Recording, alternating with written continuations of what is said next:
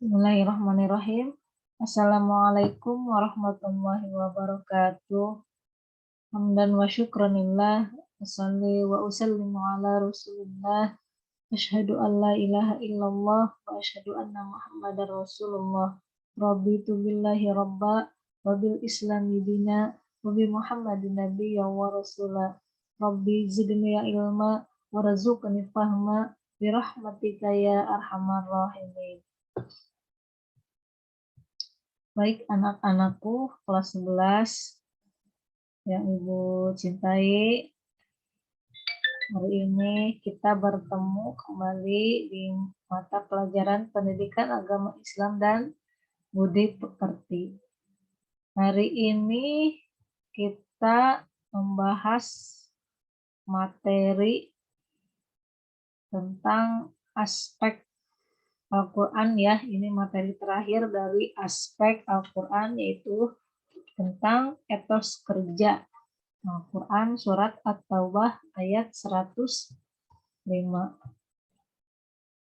Untuk kompetensi dasar masih sama dengan kompetensi dasar pada pertemuan-pertemuan sebelumnya ya, untuk aspek Al-Quran. Nah, kita mulai saja ya. Sini sudah ditampilkan potongan ayat dari surat At-Taubah. Gue bacakan terlebih dahulu. A'udzu billahi minasyaitonir rajim. Bismillahirrahmanirrahim. Wa qul ya'malu fasayarallahu 'amalakum wa rasuluhu wal mu'minun. وَسَتُرَدُّونَ إِلَى عَالِمِ الْغَيْبِ وَالشَّهَادَةِ فَيُنَبِّئُكُم بِمَا كُنتُمْ تَعْمَلُونَ. Shadaqallahul Adzim. Artinya, dan katakanlah, bekerjalah kamu, maka Allah akan melihat pekerjaanmu. Begitu juga Rasulnya dan orang-orang mukmin. Dan kamu akan dikembalikan kepada Allah yang Maha mengetahui yang gaib dan yang nyata. Lalu diberitakannya kepada kamu apa yang telah kamu kerjakan. Sekarang ke penerapan hukum tajwid yang terdapat pada Al-Quran surat At-Taubah ayat 105. Sini ada kalimat fasayarallahu. Ada hukum bacaan tafhim, rawallahu. Nah, ada lafal jalalah didahului tanda baca fathah, dibaca tebal ya. Hukum bacaannya namanya tafhim. Wal mu'minuna, sini ada alif lam qamariyah. Alif lam bertemu huruf mim dan tidak bertasydid. Jadi alif lamnya terbaca ya. Wal mu, seperti itu. Ada juga alif lam syamsiyah. Alif lam bertemu huruf shin dan bertasydid. Ya, pada kalimat wasyahadati. Wasyahad, jadi alif lamnya tidak terbaca. Wasyahadati, tetapi dibaca huruf yang setelah alif lam. Kemudian ada hukum bacaan ikhfa syafawi pada kalimat fayunabbi'ukum bima. Nah, di situ ada mim mati bertemu dengan huruf ba. Itu disebutnya ikhfa syafawi. Fayunabbi'ukum bima. Kemudian ada ta'malun, ada mad arid lisukun, bacaan mad di akhir kalimat, dibacanya panjang, 2 harkat. Ta'malun. Kemudian untuk mufradat atau arti kata ya.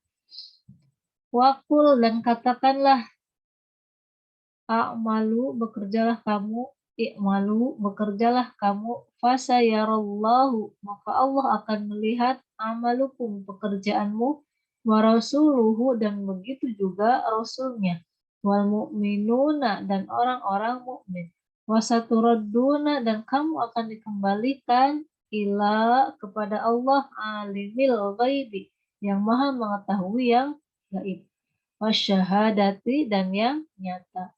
Fayunabbiukum, lalu diberitakannya kepadamu, bima kuntum, apa yang telah kamu ta'maluna, kerjakan. Untuk kandungan ayat yang pertama itu, Allah memerintahkan hambanya untuk beramal dan bekerja. Ya, jadi Allah memerintahkan kepada kita untuk beramal, untuk berbuat baik dan bekerja. Ya, jadi bekerja itu merupakan bagian dari perbuatan amal yang baik, seperti itu. Sebaliknya, Allah tidak memerintahkan kita untuk bermalas-malasan, untuk membuang-buang waktu. Jadi, manfaatkanlah waktu dengan sebaik-baiknya.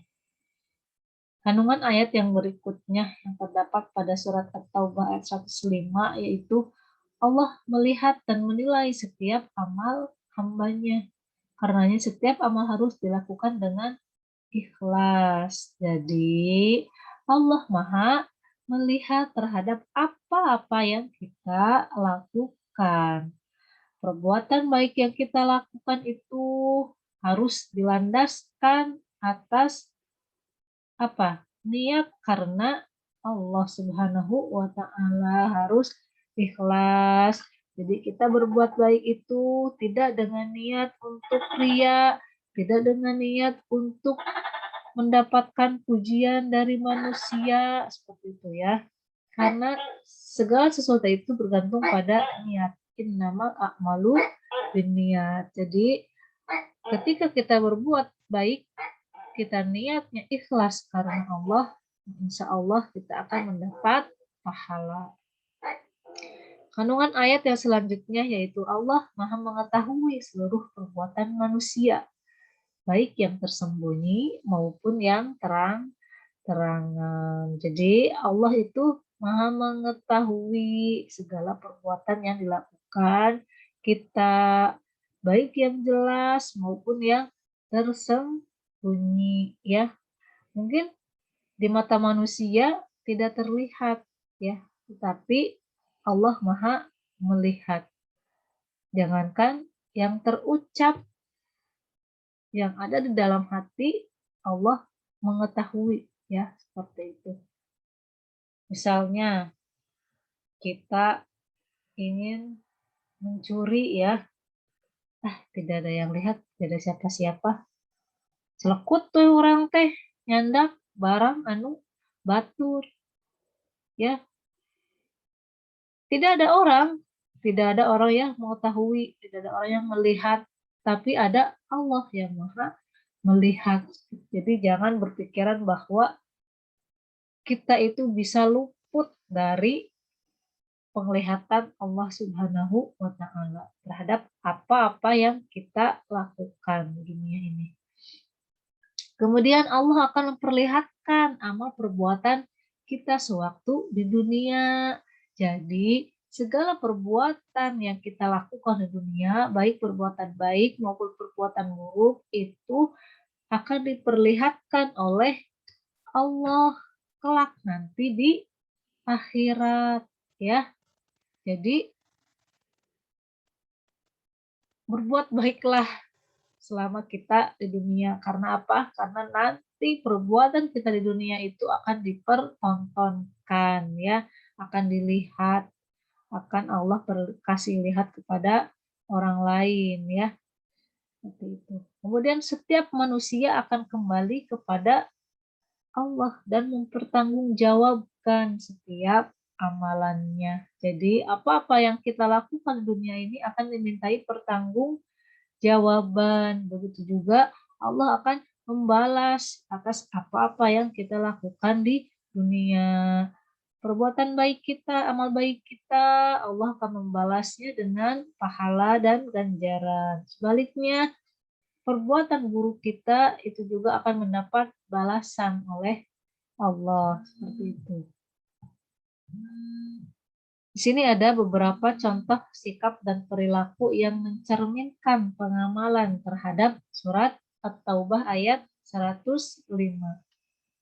Yang pertama yaitu menjadikan segala bentuk aktivitas di kehidupan di dunia, baik ketika belajar, bekerja maupun belajar, itu guna menambah keimanan serta ketakwaan terhadap Allah Subhanahu wa Ta'ala. Jadi kita harus berkeyakinan ya, atau menekankan pada diri kita sendiri itu bahwasanya setiap perbuatan yang kita lakukan di dunia, baik itu eh, belajar maupun bekerja, nah itu harus serta merta menumbuhkan rasa keimanan dan ketakwaan kita terhadap Allah Subhanahu wa Ta'ala. Jadi jangan pisahkan antara bekerja, belajar dengan beribadah, tapi jadikanlah belajar dan bekerja itu bagian dari ibadah kita terhadap Allah Subhanahu wa Ta'ala. Kemudian menciptakan atau memperoleh pekerjaan yang halal dan tidak melanggar aturan agama Islam. Ya, tadi diperintahkan oleh Allah kita untuk bekerja. Bekerja apa? Ya, bekerja apa saja. Ya, jadi bekerja untuk apa? Untuk mencapai tujuan dunia dan akhirat.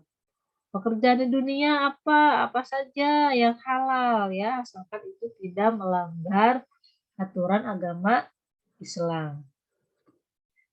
Kemudian senantiasa berikhtiar dengan sungguh-sungguh atas apa yang ingin diupayakan. Jadi ketika kita ada cita-cita atau ada keinginan, maka raihlah, gapailah cita-cita itu dengan berusaha yang sungguh-sungguh, manjada wajada ya.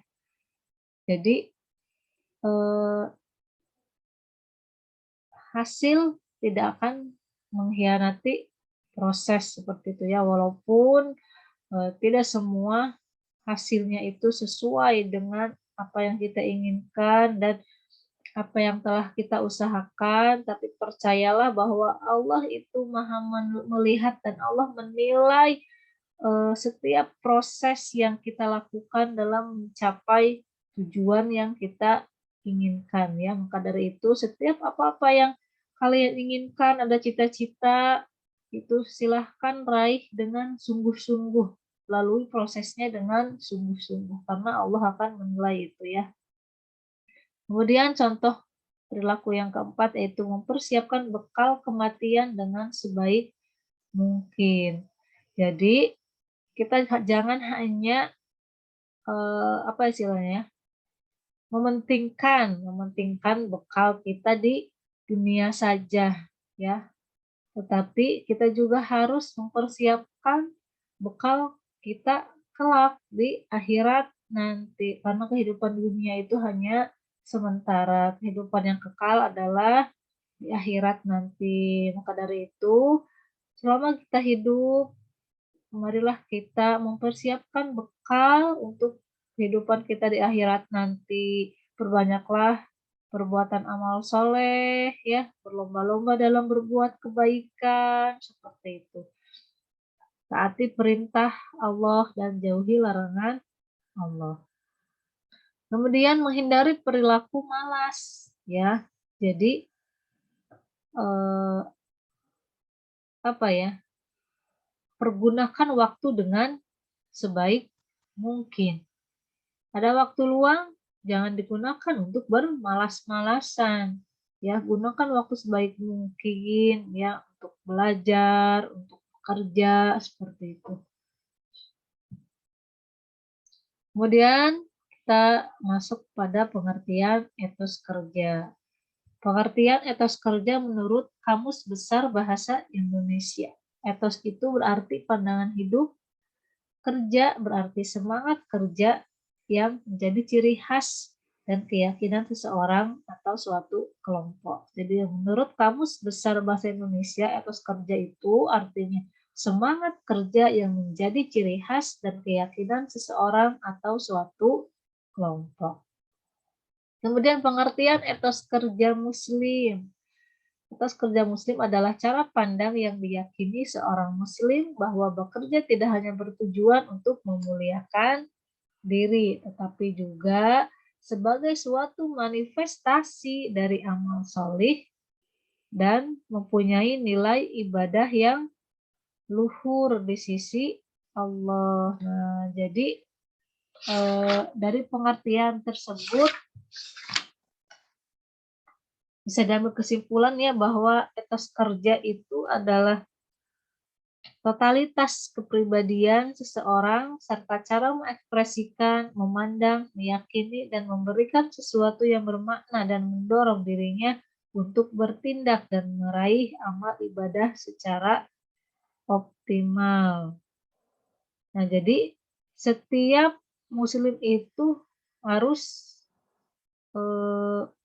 memiliki kepribadian dan melahirkan keyakinan pada dirinya bahwa bekerja itu bukan untuk memuliakan dirinya saja ya, bukan untuk menaikkan derajatnya di mata sesama manusia saja, tetapi harus sebagai sebuah manifestasi dari amal soleh seperti itu. Jadi jangan pisahkan antara bekerja dengan ibadah seperti itu ya.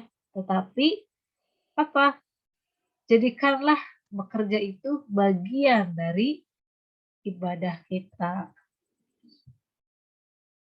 Di sini ada beberapa prinsip etos kerja muslim ya. Yang pertama yaitu bekerja, beraktivitas dan beramal lillah. Jadi apa-apa yang kita lakukan, pekerjaan kita, aktivitas kita, amal perbuatan baik kita itu harus diniatkan karena Allah Ta'ala.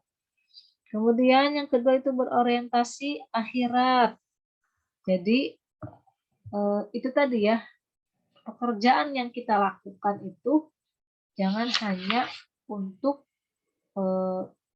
menaikkan atau memuliakan dirinya sendiri saja, tapi harus apa? Harus ada nilai ibadahnya seperti itu. Terus berkarakter al-qawi, kuat ya. Jadi seorang muslim dalam pekerjaannya itu harus memiliki karakter al-qawi. Apa al-qawi itu? Kuat dalam artian baik kuat secara fisik maupun mental seperti itu ya. Kemudian berkarakter al-amin. Apa al-amin itu? Itu bisa saja berintegritas ya, jujur. Jadi ketika kita memiliki pekerjaan atau sedang menggeluti pekerjaan sesuatu itu harus jujur dan amanah dan juga harus mempunyai integritas yang tinggi. Kemudian bekerja keras. Bekerja dengan sungguh-sungguh ya, dan bekerja cerdas. Apa itu bekerja cerdas? Yaitu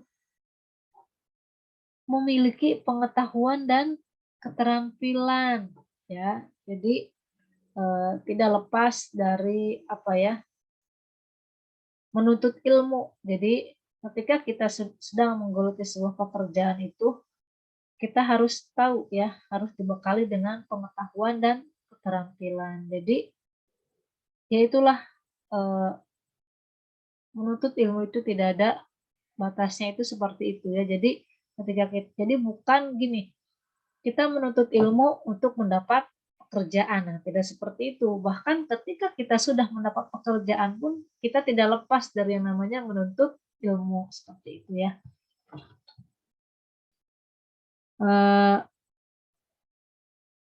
Sudah selesai pembahasannya ya. Jadi intinya kita sebagai muslim diperintahkan oleh Allah untuk bekerja ya, berbuat amal baik ya. Jadi Allah Maha melihat dan Allah akan menilai segala sesuatu perbuatan yang kita lakukan di dunia. Jadi Allah akan membalas perbuatan kita. Perbuatan baik kita di dunia, Allah akan balas dengan memberikan pahala. Begitu juga sebaliknya, perbuatan buruk kita di dunia itu akan mendapat balasan dari Allah. Dan apa-apa yang kita lakukan di dunia itu nanti kelak di akhirat akan diperlihatkan oleh Allah ya. Jadi misal kita di dunia itu berbuat buruk, misal ya ini kita mencuri. Waktu di dunia itu tidak ketahuan, tidak ada yang melihat. Tapi nanti kelak di akhirat itu akan diperlihatkan kepada semuanya ya. Jadi Allah akan perlihatkan ketika kita sedang mencuri seperti itu. Kemudian dalam hal bekerja, kita sebagai muslim jangan memisahkan antara pekerjaan dengan ibadah, tetapi jadikanlah pekerjaan itu bagian dari ibadah kita sebagai wujud kerja keras kita ya seperti itu. Dan janganlah bekerja itu diniatkan untuk memuliakan dirinya sendiri, untuk menaikkan derajatnya di mata manusia, tetapi juga sebagai bentuk ibadah kita terhadap Allah Subhanahu wa Ta'ala. Dan ketika kita ada keinginan atau cita-cita, maka raihlah cita-cita tersebut dengan sungguh-sungguh ya. Karena Allah melihat proses yang kita lakukan dalam menggapai keinginan dan cita-cita kita. Mungkin itu saja yang dapat Ibu sampaikan. Mohon maaf apabila banyak kesalahan dan kekurangan. Allah muwaffiq ila aqwamit thoriq. Wassalamualaikum warahmatullahi wabarakatuh.